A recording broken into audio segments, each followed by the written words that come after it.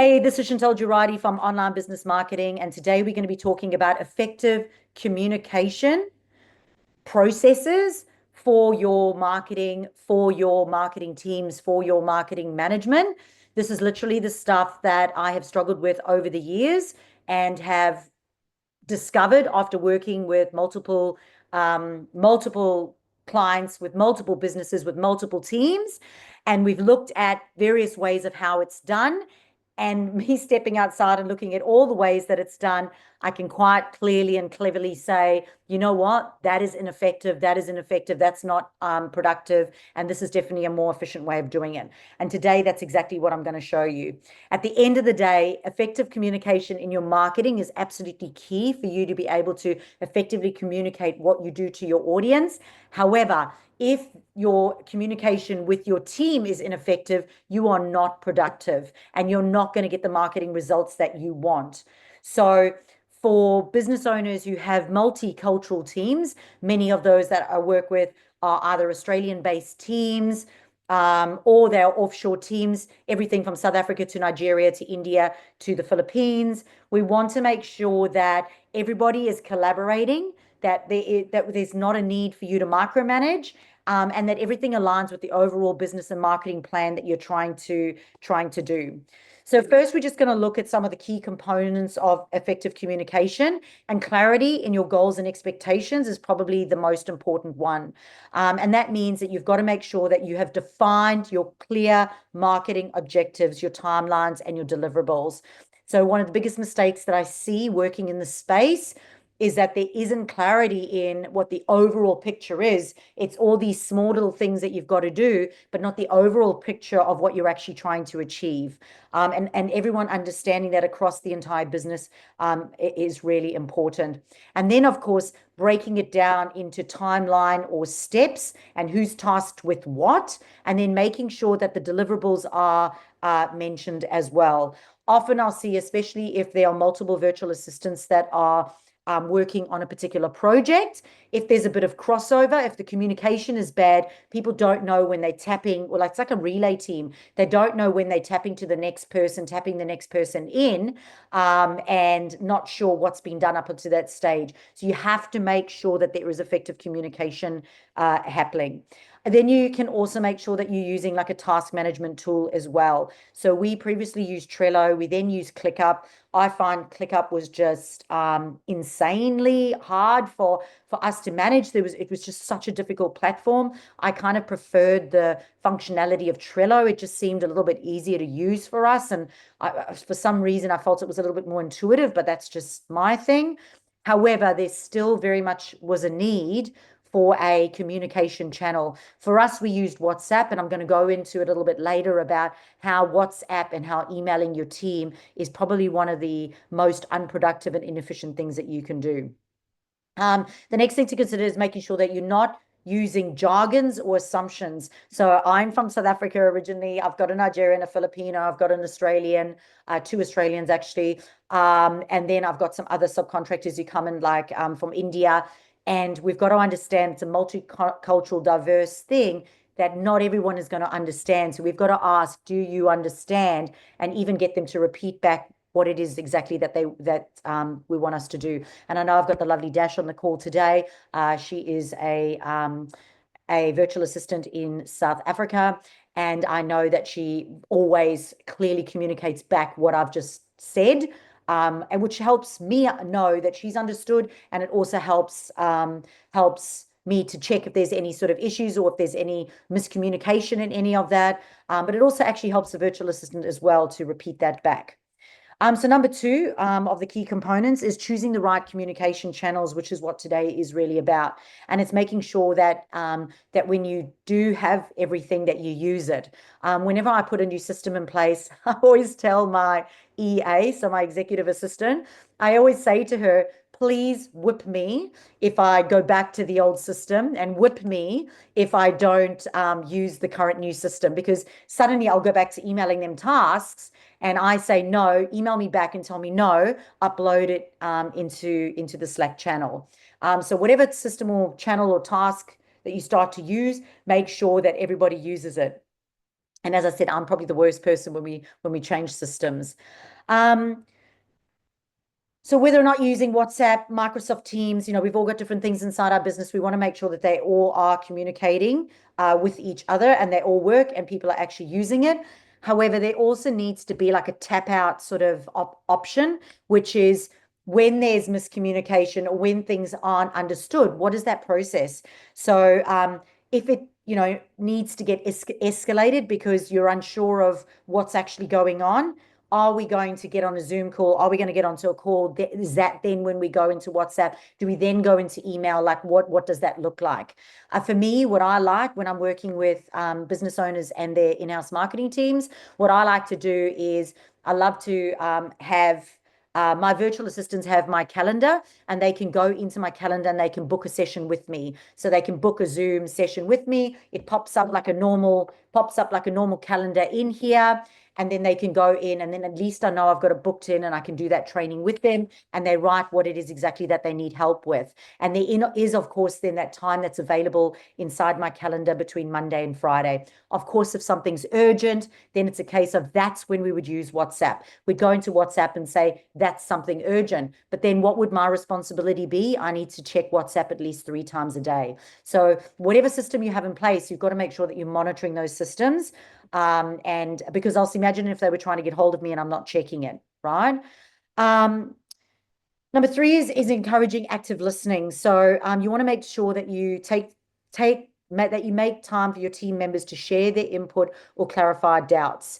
I always say to the virtual assistants that I work with, we value you, and whilst we are giving you instructions and giving you tasks to implement, we actually value feedback and we actually value questions because that gets us thinking as well. I think about 2 weeks ago, my Nigerian virtual assistant I mentioned something and I said, has anybody got any feedback or input? And he came up with a brilliant idea, which we hadn't thought of yet.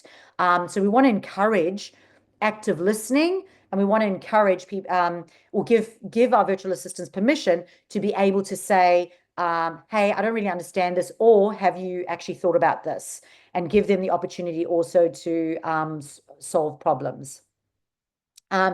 Of course, you want to make sure that everybody's taking notes as well. So whenever you are doing a training, for us, we record everything on Zoom.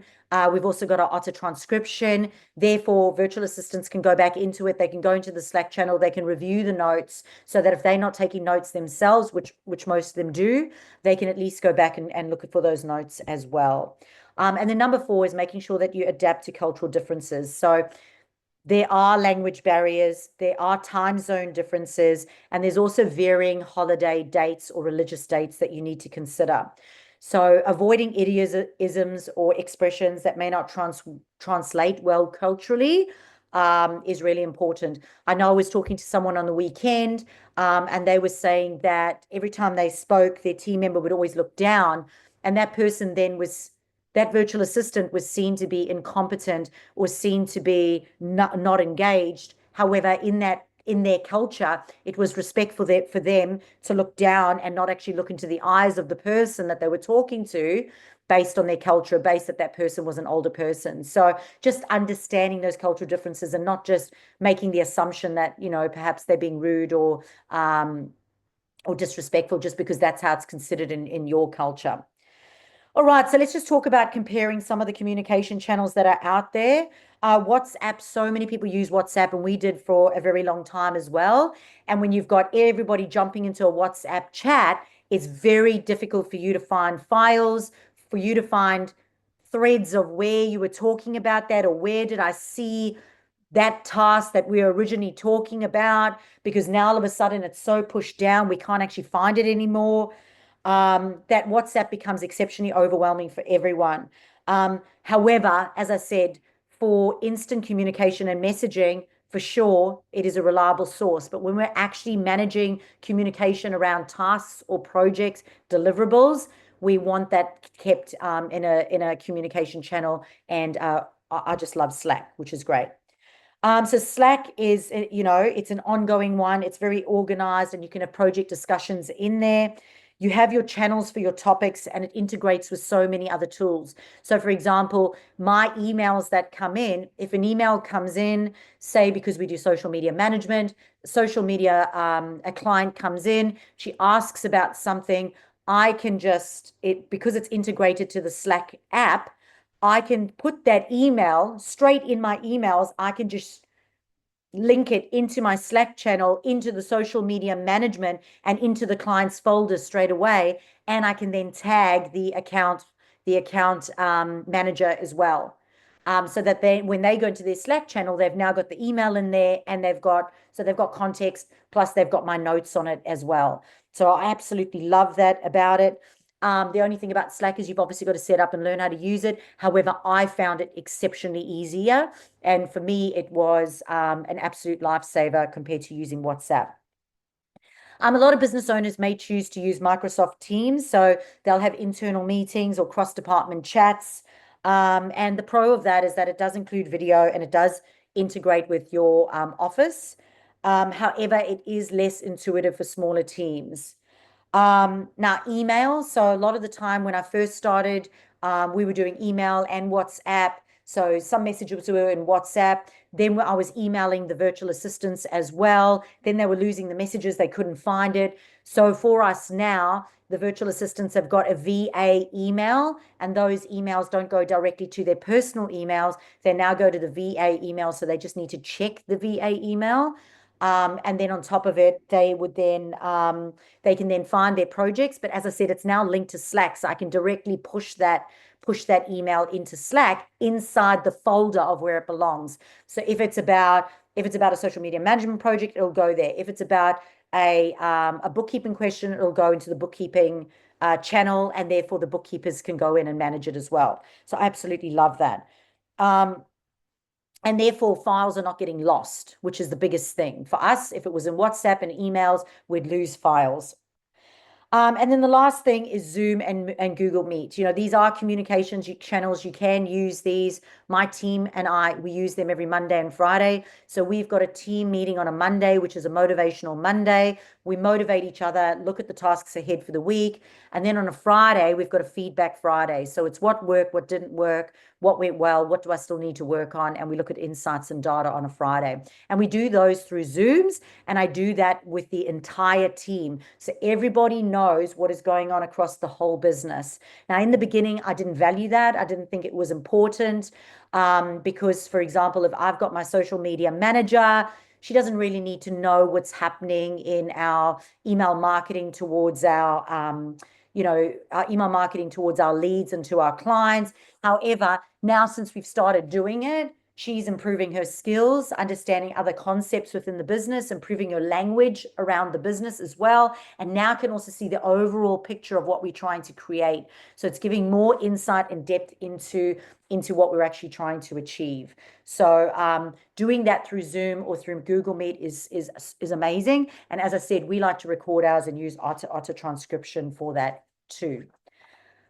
So let's just talk about using Slack as for managing your ongoing projects. For me, it's around every single project or task or area within our business has a different channel. And because we also then do projects for other clients, we've also got client channels as well. So, I might have my own channel for my blogs. Therefore, every time I write a blog, it goes into there. The VA can go find it. They can find the video. They can find they can put the graphics inside there. They can put the text inside there. And if I'm looking for a blog, I can just go into the blog channel and it's there as well.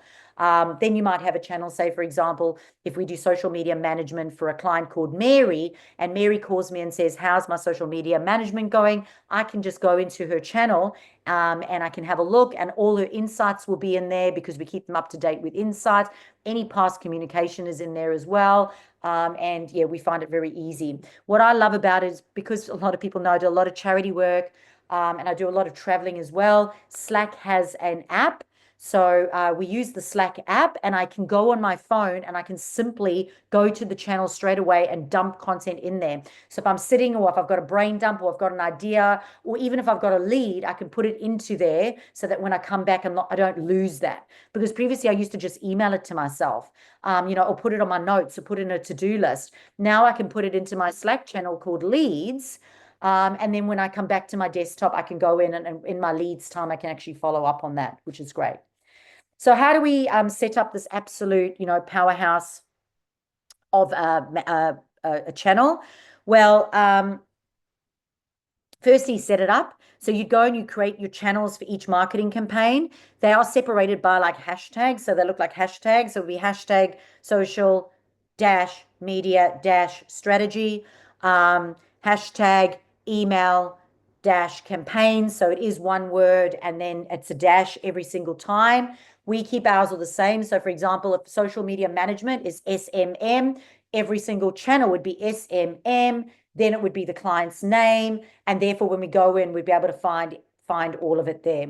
So you might decide, your SM channel, so your social media channel, and you might go YouTube, social media channel, Facebook, social media channel, Instagram, and then you could just dump all your content into there so the virtual assistants can go in and you can write notes, you can pin posts, and they can simply go in there, and you've allocated the task to them, and then you continue to communicate inside that channel. So it's easy to find. Everything project related towards that is all in one easy to find place.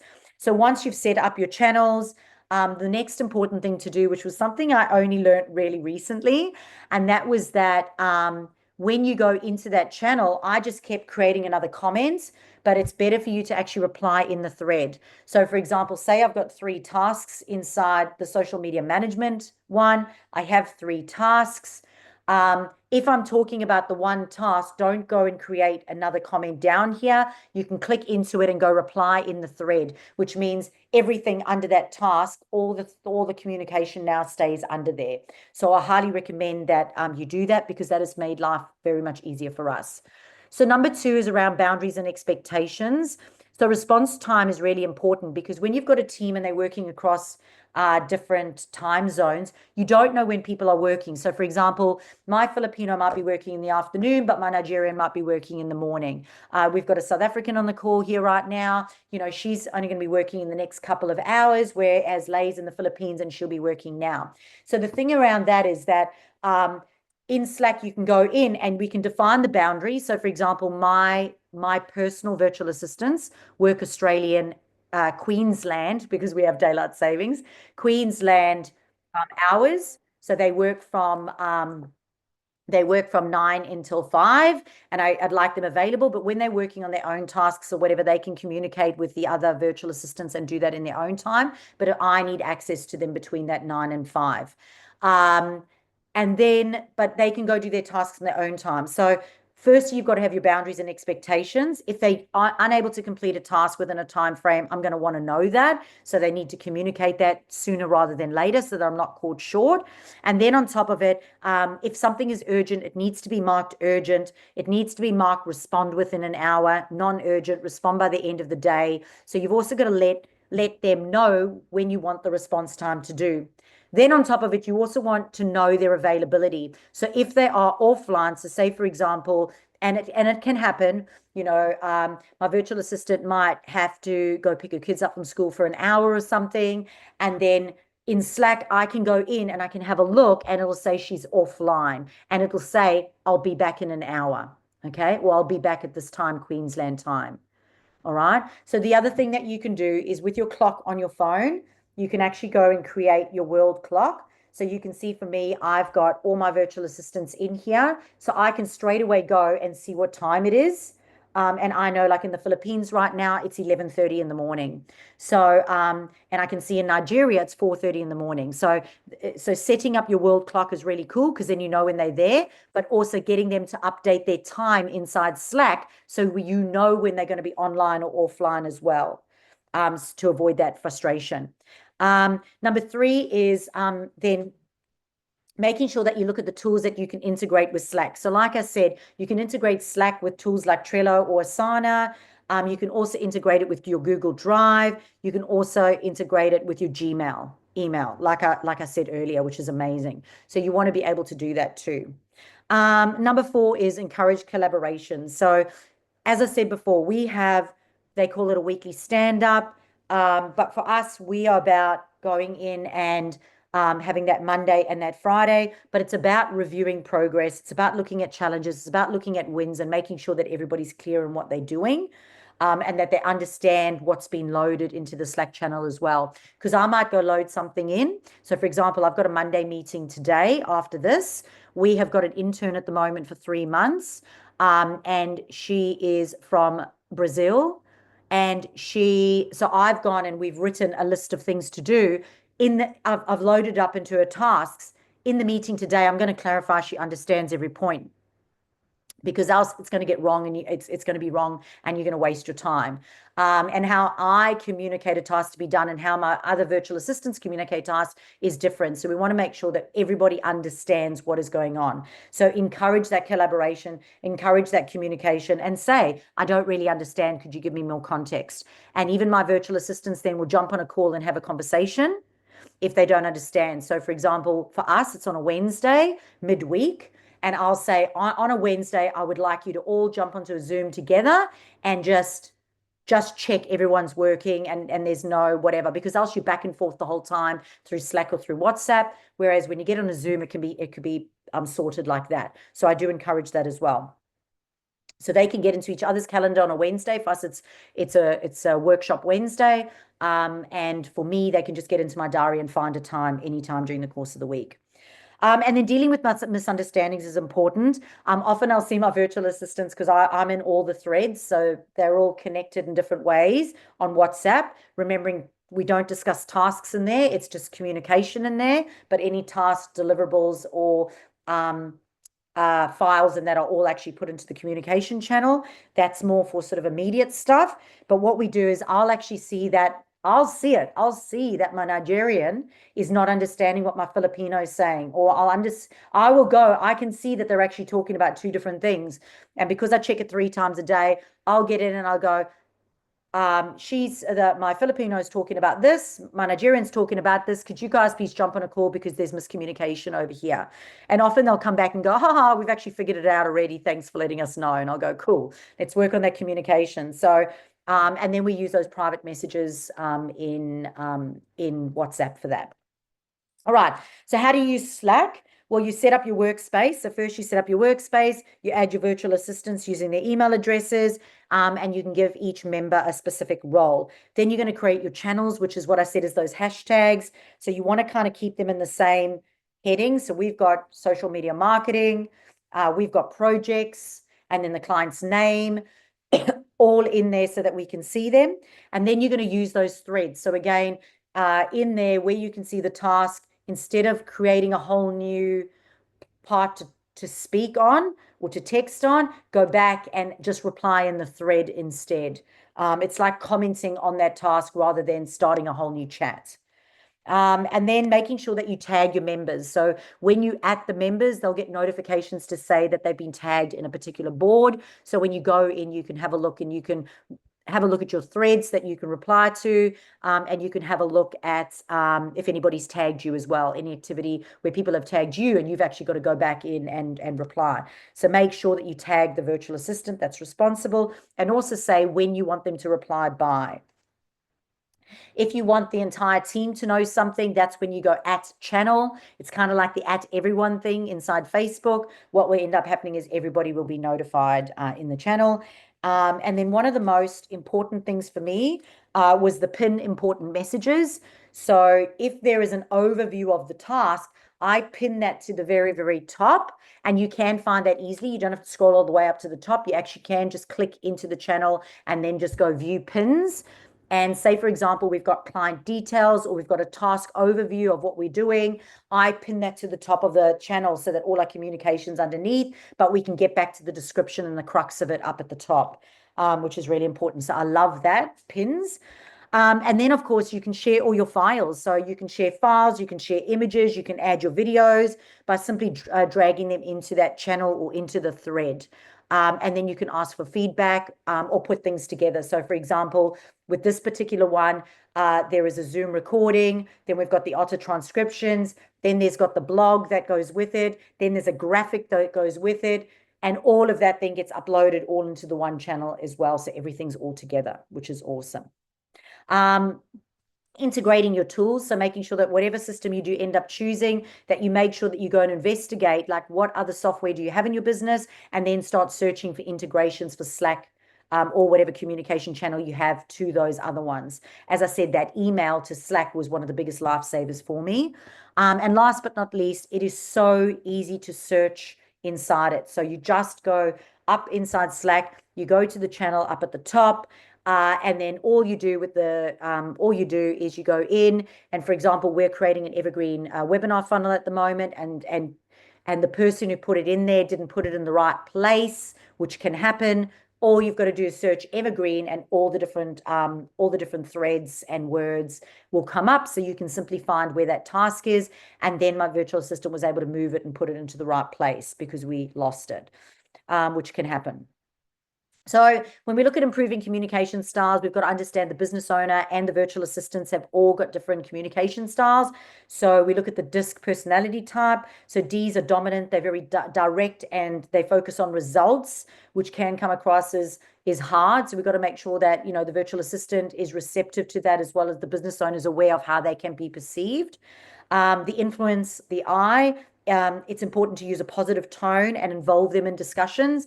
They want to have a voice and they want to be involved in discussions, so it's important to do that. So if the business owners like that, you can go, this is why they like that, and the virtual assistants like that. You've got to give them the space to also thrive in their communication style. Steadinesses, they require a little bit more patience, they need a little bit more support, and they really like to look at data the whole time. So you want to make sure you got that person in the right role, but also, again, you give them the space to thrive.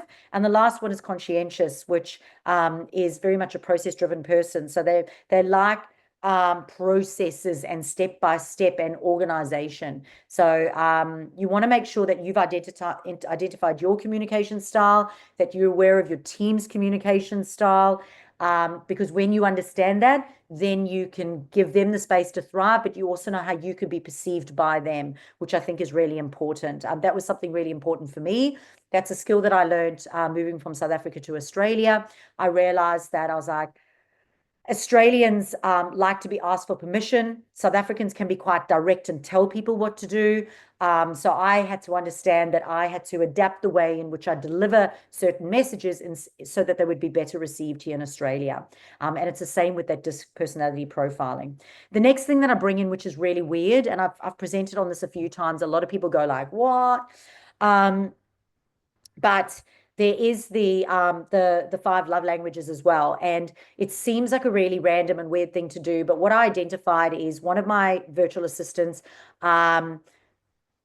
was not thriving as much and was demanding a lot of my time. And I started to write it off and go, they're demanding a lot of my time. They need to be micromanaged.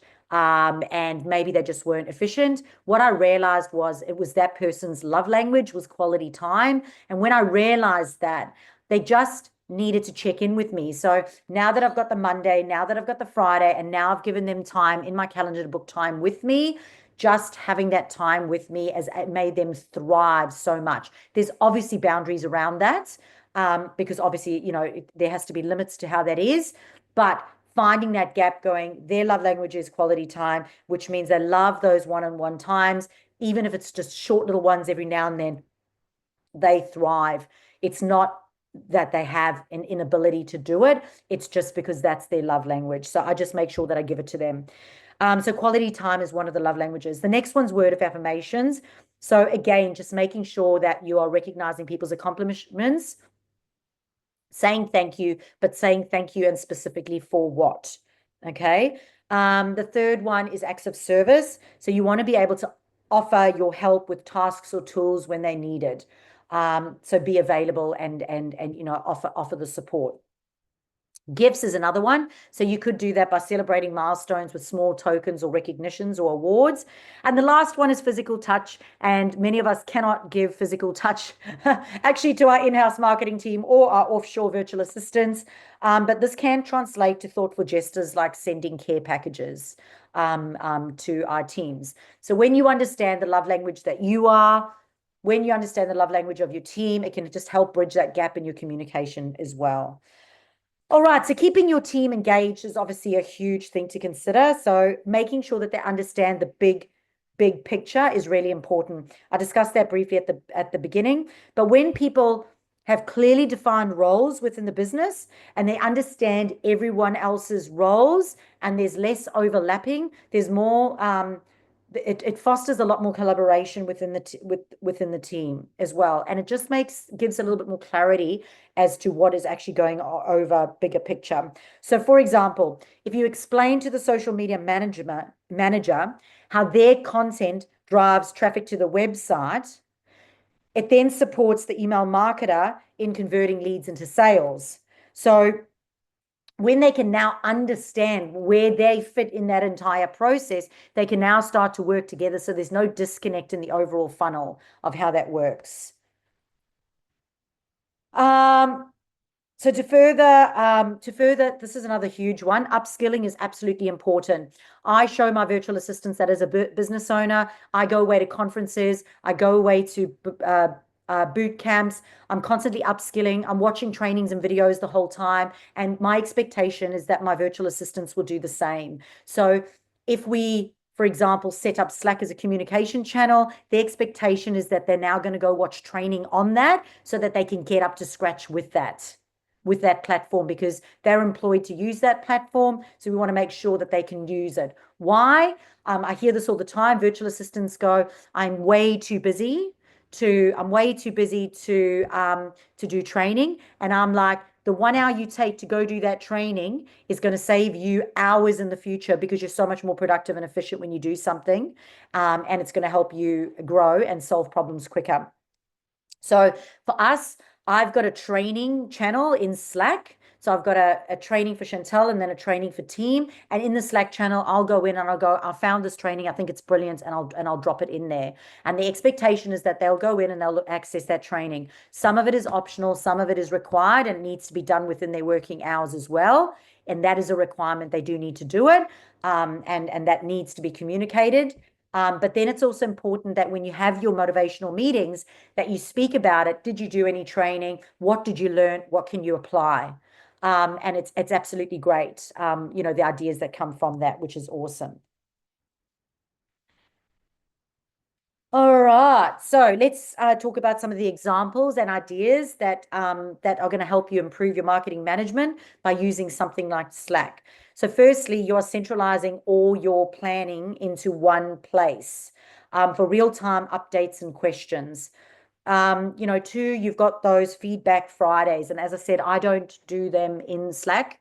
I do those as a Zoom meeting on the Friday, but those notes obviously all get put into Slack as team meetings. So clients can go back at clients. So the virtual assistants can go back in and have a look at the team meetings, and all the notes are in there.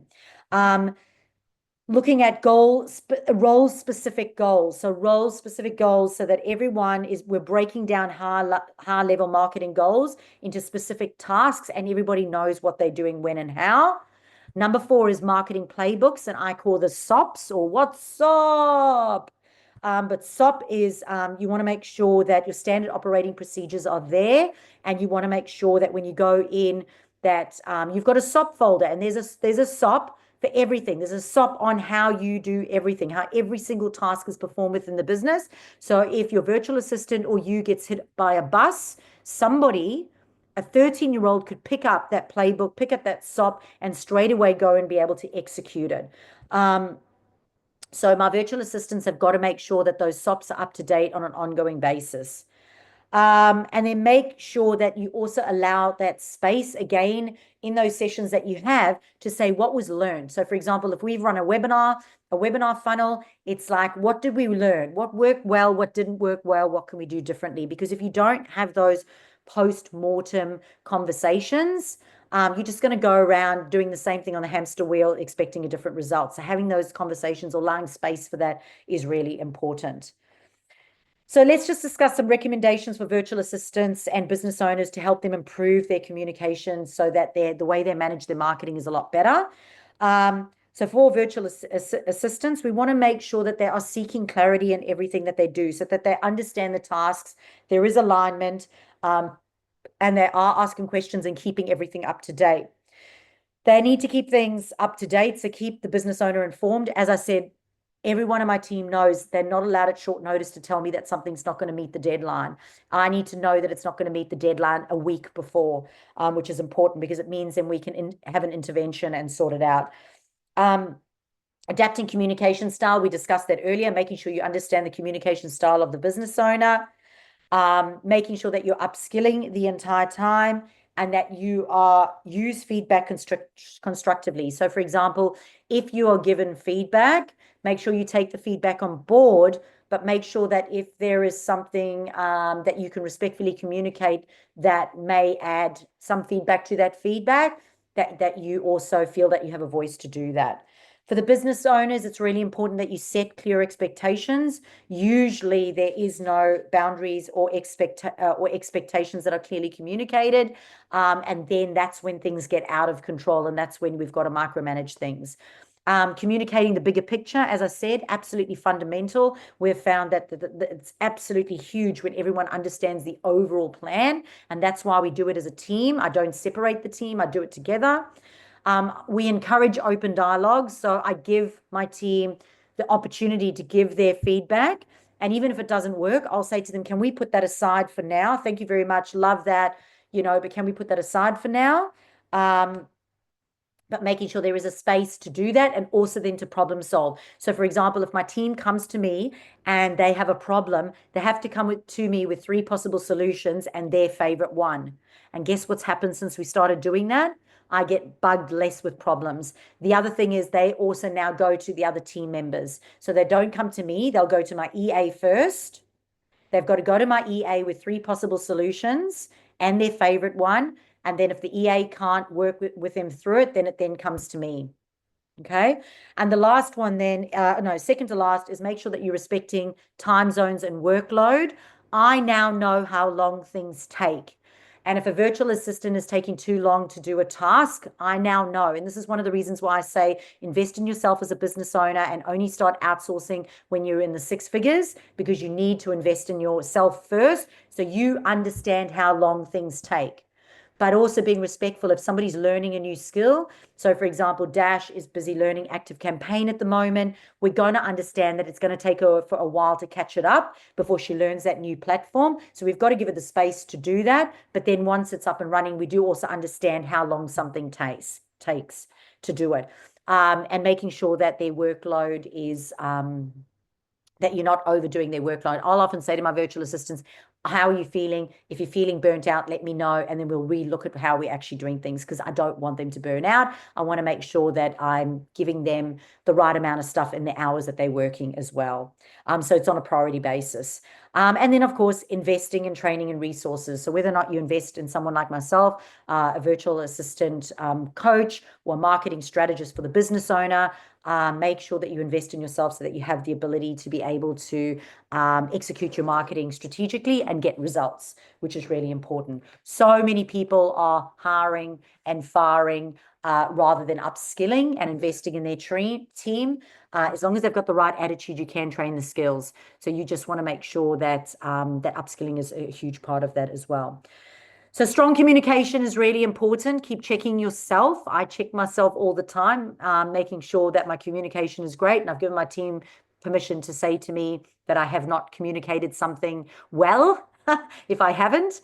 And we respectfully do that because I've given them the permission to do that. So once we foster this within our business, we'll start to, foster a culture of inclusivity. We'll start to empower our teams. Everybody's going to work more productively and more harmoniously, and everyone's going to be better equipped to be able to navigate the management of their marketing within the business and drive marketing results. Right. So that is it for our online audience who's watching this recording right now. I am Chantal Girardi from Online Business Marketing. If you or your in-house marketing team or offshore marketing team are struggling and you feel like you could use a big kick in the butt, um, jump onto the website, have a look, or if you'd like to be part of the live audience, have a look at how you become a VIP and join our masterclasses as well.